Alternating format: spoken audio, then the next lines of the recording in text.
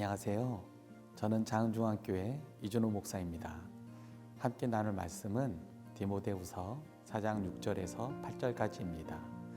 전제와 같이 내가 벌써 부어지고 나의 떠날 시각이 가까웠도다.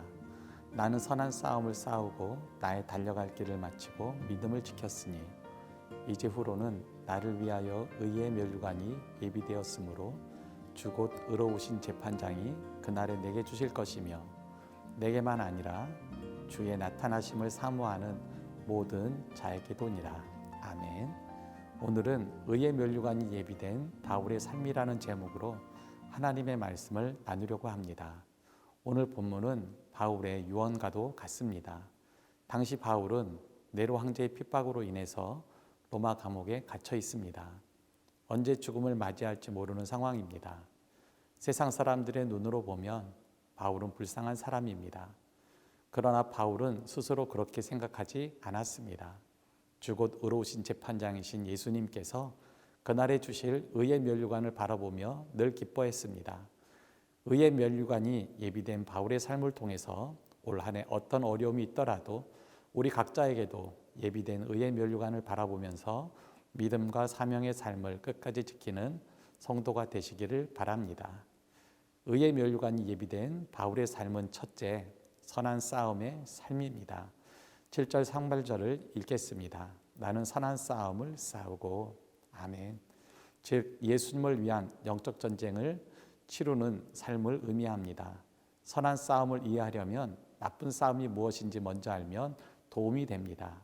나쁜 싸움이란 자기의 뜻과 이익, 자존심을 지키기 위한 싸움입니다.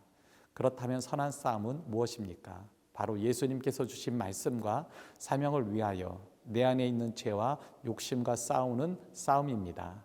로마서 14장 8절에 보면 우리가 살아도 주를 위하여 살고 죽어도 주를 위하여 죽나니 그러므로 사나 죽으나 우리가 주의 것이로다 라고 했습니다.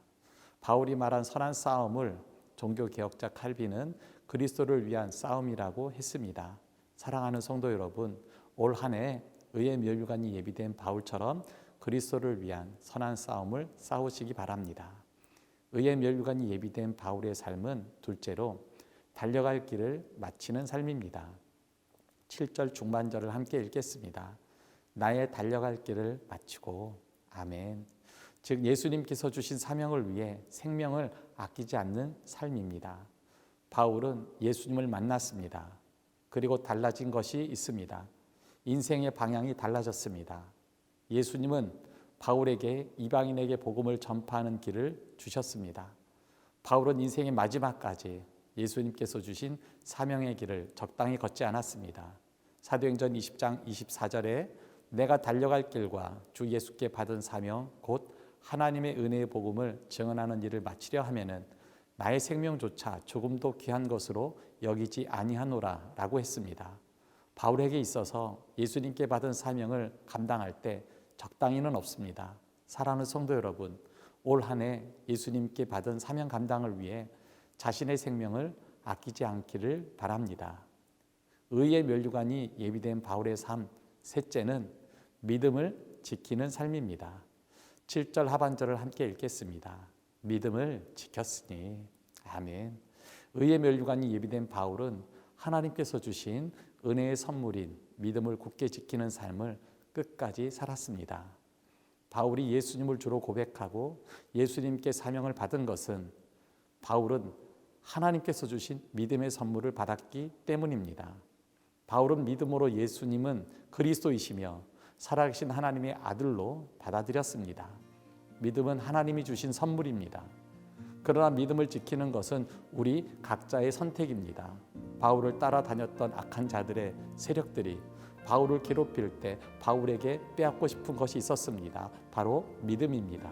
사랑하는 성도 여러분, 올 한 해 어떤 경우에도 믿음을 지키시기를 바랍니다.